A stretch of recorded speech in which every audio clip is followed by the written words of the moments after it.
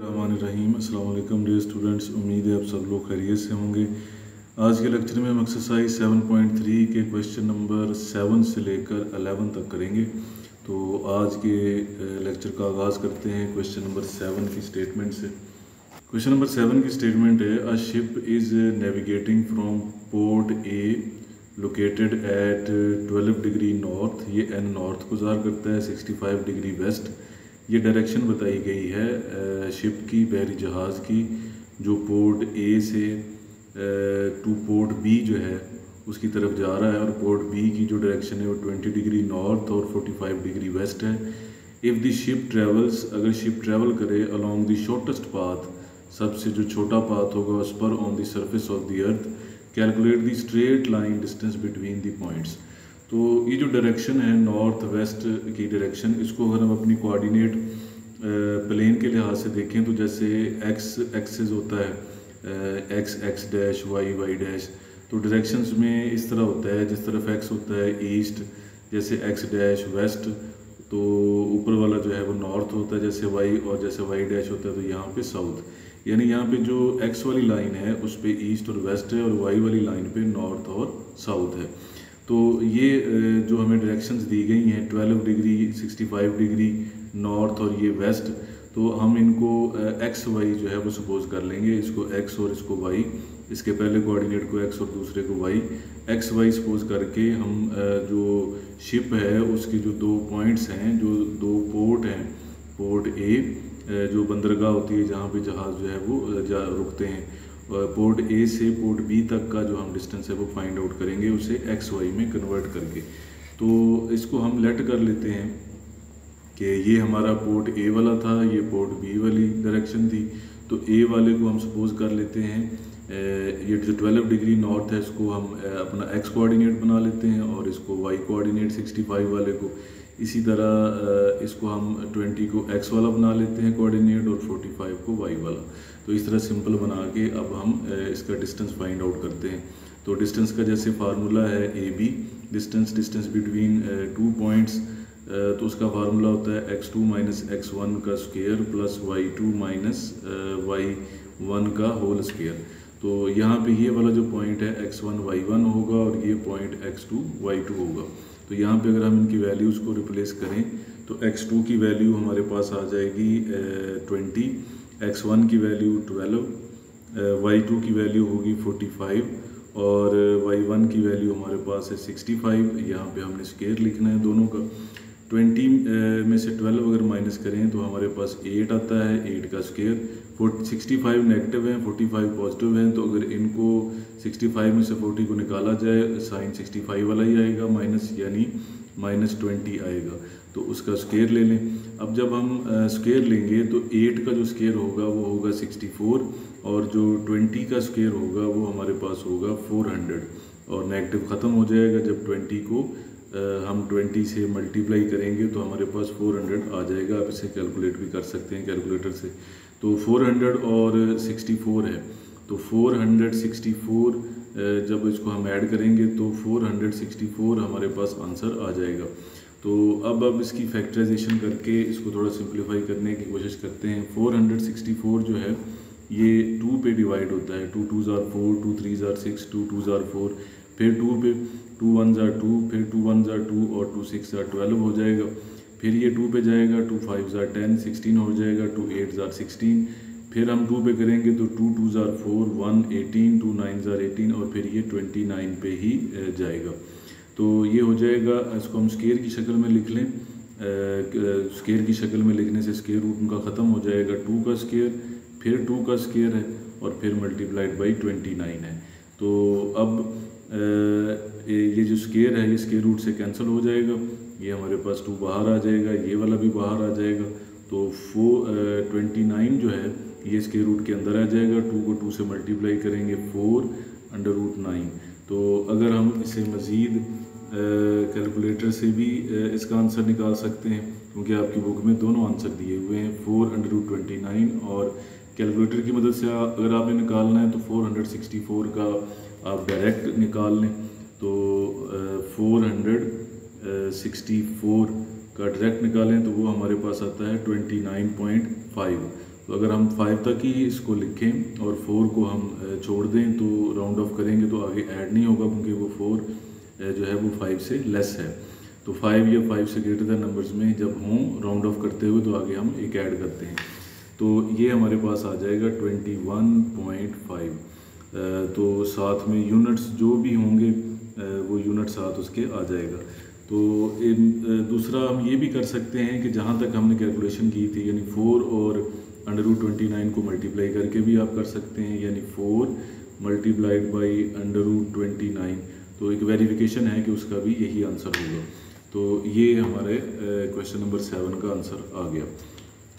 तो ये डिस्टेंस होगा बिटवीन ए बी, जो दो पोर्ट थे उनके दरमियान ये डिस्टेंस होगा। क्वेश्चन नंबर 8 की स्टेटमेंट है, फरा है is fencing around a rectangular field. Fencing कर रही है फरा, बाड़ लगा रही है एक रेक्टेंगुलर फील्ड के around with corners at 0, 0, 0, 5, 8, 5 and 8, 0। How much fencing material will she need to cover the entire perimeter of the field. तो पेरीमीटर क्या होता है इसको भी हमने समझना है। पेरीमीटर जो है रेक्टेंगल का अगर हम डिस्कस करें तो इसकी जो 4 साइडें हैं, इसकी जो टोटल लेंथ होगी 4 साइड्स की, सभी 4 साइड्स को ऐड करके वो इसका पेरीमीटर होगा, और उतनी ही फेंसिंग रिक्वायर्ड है फरा को रेक्टेंगुलर फील्ड के राउंड लगाने के लिए। तो अब 4 डिस्टेंसेस हैं जो हमें फाइंड आउट करने हैं। ये ए बी हमने प्लेस करनी है, तो आप इनको डिफरेंट तरीके से भी प्लेस कर सकते हैं, कोई इशू नहीं। यहाँ पे ए, यहाँ पे बी, सी, डी जैसे आप रखना चाहें। तो अब यहाँ पे हम लिख लेते हैं इसके सोल्यूशन में कि लेट ए जो 0.5 है, बी जो है वो हमारे ए 0.0 है, बी हमारे पास 0.5 है, और सी जो है वो 8.5 है, और डी जो है वो 80 है।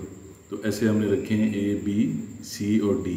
तो डी हमारे पास 80 है। हम ये लिख सकते हैं आर कॉर्नर्स, ये कॉर्नर्स हैं ऑफ रेक्टेंगुलर, जो हमारे पास रेक्टेंगुलर फील्ड दी गई थी उसके ये कॉर्नर्स हैं। अब हम 4 डिस्टेंस जो है वो फाइंड आउट करते हैं। तो सबसे पहले हम कोई भी डिस्टेंस फाइंड आउट कर लें। ए बी डिस्टेंस अगर हम फाइंड आउट करें तो जिसको हम D1 का नाम दे दें, पहला डिस्टेंस ए बी। तो उस जब हम ए बी फाइंड आउट करेंगे तो फार्मूला होगा x2 माइनस x1 का square plus y2 minus y1 का स्क्वायर। तो अब जो हमारे पास ए बी पॉइंट होंगे, ए हमारे पास है 0.0 और बी है हमारे पास 0.5। तो ये x1 y1 होगा पॉइंट, और ये x2 y2 होगा। तो अगर यहाँ पे हम इनको रिप्लेस करें तो x2 हमारे पास 0 है, x1 भी 0 है, y2 जो है वो 5 है, और y1 जो है वो 0 है। तो 0 माइनस 0 0 होगा, 0 का स्क्वायर भी 0 होगा, 5 का स्क्वायर 25 होगा, ये 0 हम छोड़ देंगे। तो 0 प्लस 25 होगा, 25 का स्क्वायर रूट जो हमें पता है 5 होता है। तो ये हमारा पहला डिस्टेंस आ गया है जिसको हमने ए बी का नाम दिया था।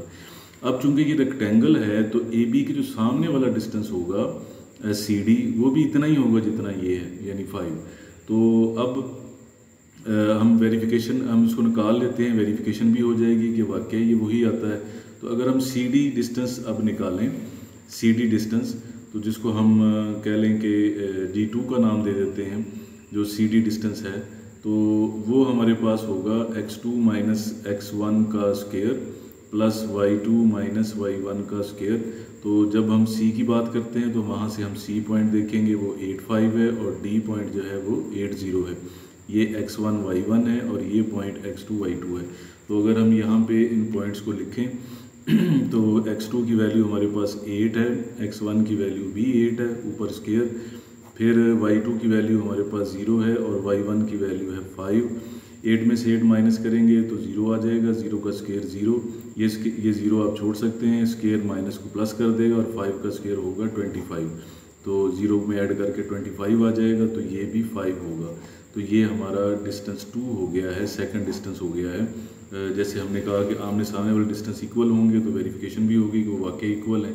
अब हम ए डी डिस्टेंस जो है वो फाइंड आउट करते हैं, ए डी डिस्टेंस, जिसे हम नाम देते हैं तीसरे डिस्टेंस का, यानी ये हमारा डिस्टेंस 1 हो गया, ये डिस्टेंस 2 हो गया, इसको हम डिस्टेंस 3 कह लेते हैं, और ये वाला जो डिस्टेंस होगा ये D4 होगा। इनके नाम डिस्टेंस के आप चेंज भी कर सकते हैं, D1 D2 D3 D4 हो सकता है। तो अब फार्मूला वही होगा x2 माइनस x1 का square plus y2 minus y1 का स्क्वायर।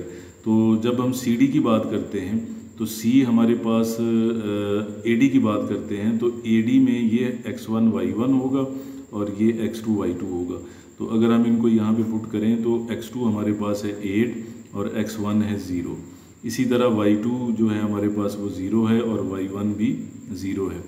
तो 8 का स्क्वायर होगा 64, ये 0 छोड़ दें, 0 माइनस 0 0 होगा, 64 में ऐड होगा तो 64 का हमें पता है कि स्क्वायर रूट 8 होता है। तो ये हमारे पास AD है, ये तीसरा डिस्टेंस आ गया है।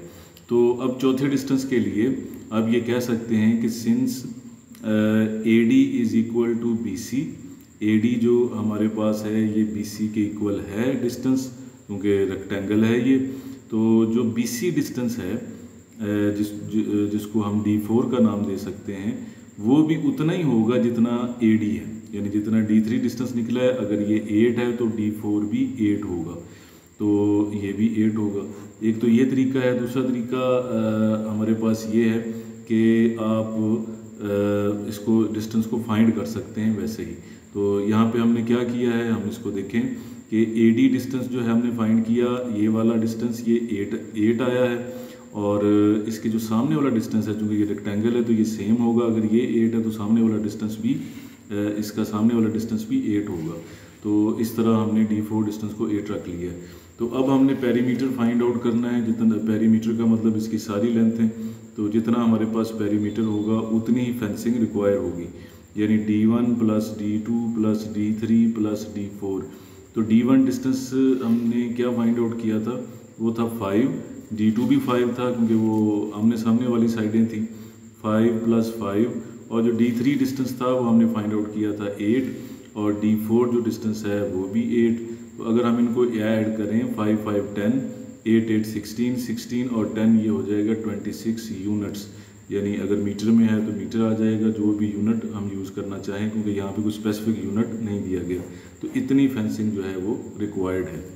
क्वेश्चन नंबर 9 की स्टेटमेंट है, an airplane is flying from city X at this direction 40 degree north 100 degree west to city Y at 50 degree north and 80 degree west. Use coordinate geometry, calculate the shortest distance between these two cities. तो जैसे question number 7 में हमने discuss किया north west की directions को, तो वैसे ही हमने करना है। हमने इन्हें XY सपोज कर लेना है और फिर हमने उनका डिस्टेंस फाइंड आउट करना है। तो यहाँ पे AB पॉइंट नहीं, XY जो है वो हम रखेंगे क्योंकि ये दिए गए हैं।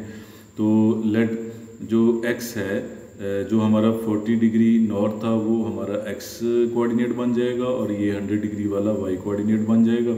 और Y के लिए ये जो 50 डिग्री वाला है ये हमारा X कोऑर्डिनेट बन जाएगा, और ये जो 80 डिग्री वेस्ट वाला है ये हमारा Y कोऑर्डिनेट बन जाएगा। तो ये हमें 2 पॉइंट्स मिल गए हैं। तो अब हमें इन दोनों पॉइंट्स के दरमियान डिस्टेंस फाइंड आउट करना है।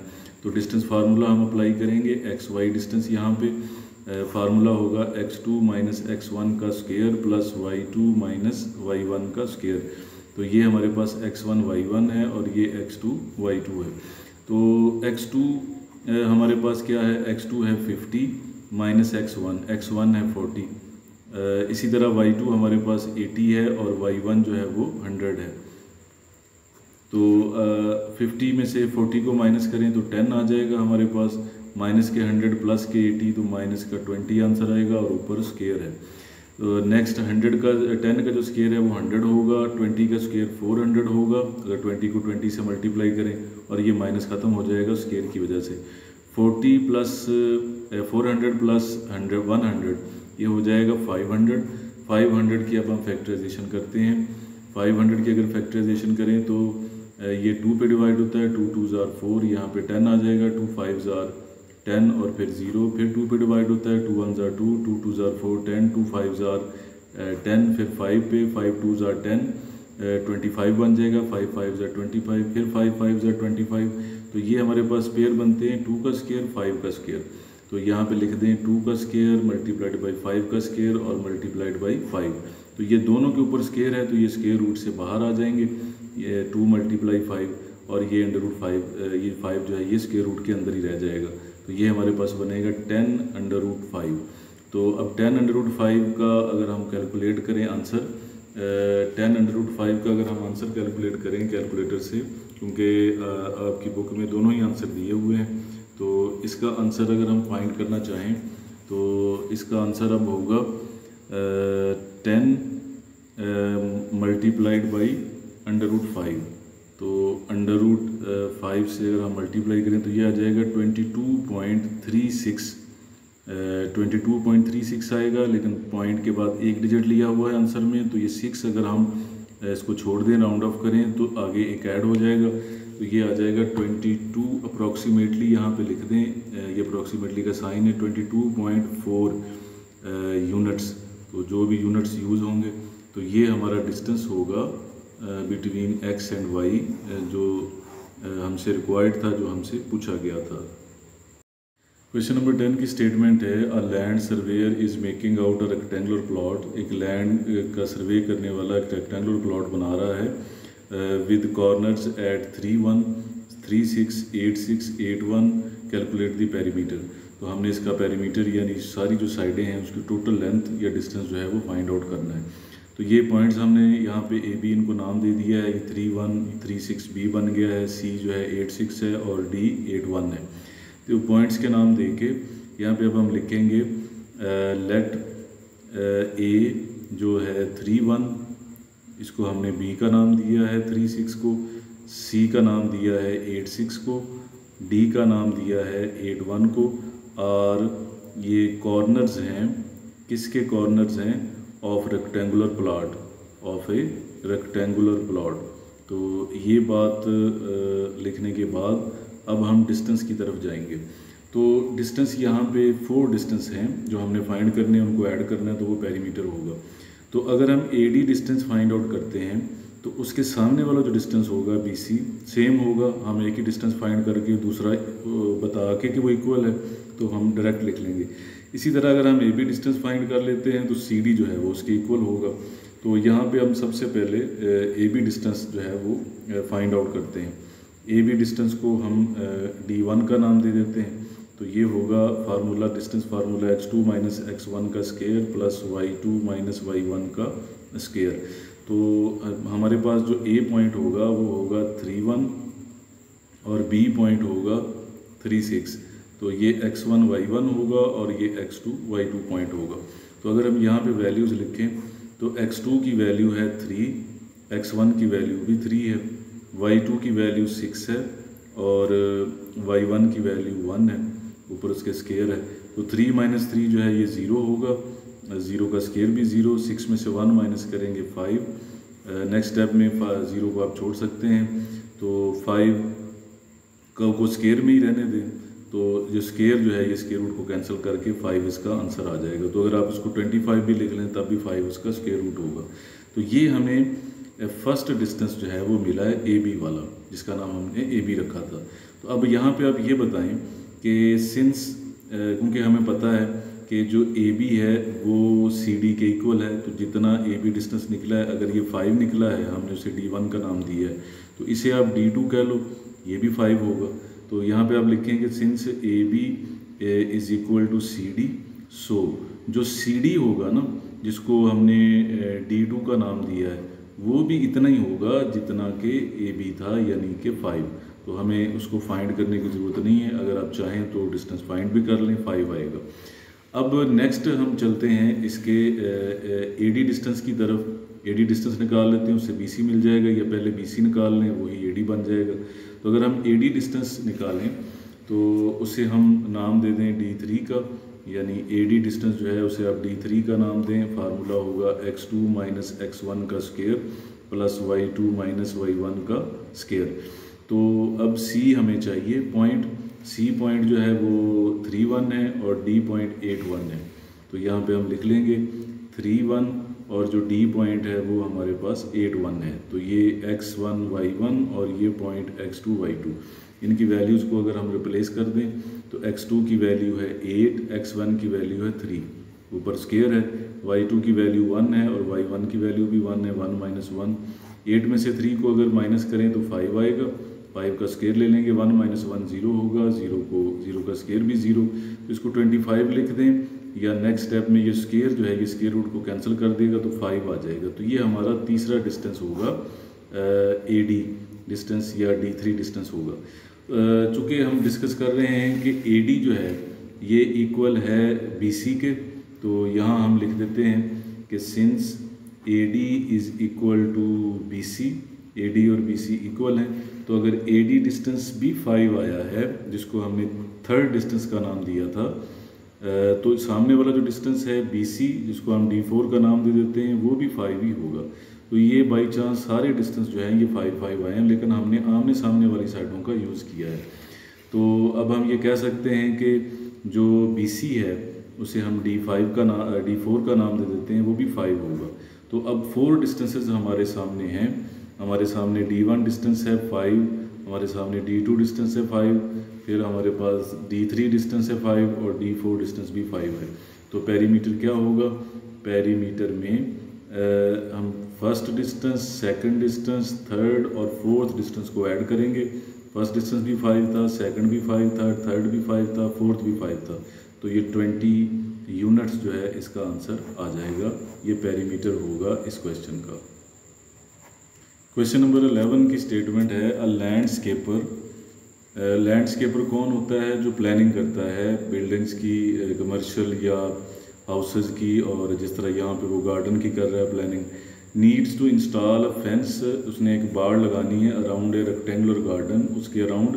The garden has its corner, garden के कॉर्नर्स दिए हुए हैं ABCD, उसके कॉर्नर्स दिए हुए हैं। तो हमें उसकी ये बताना है कि उसकी जो फेंसिंग है वो कितनी होगी।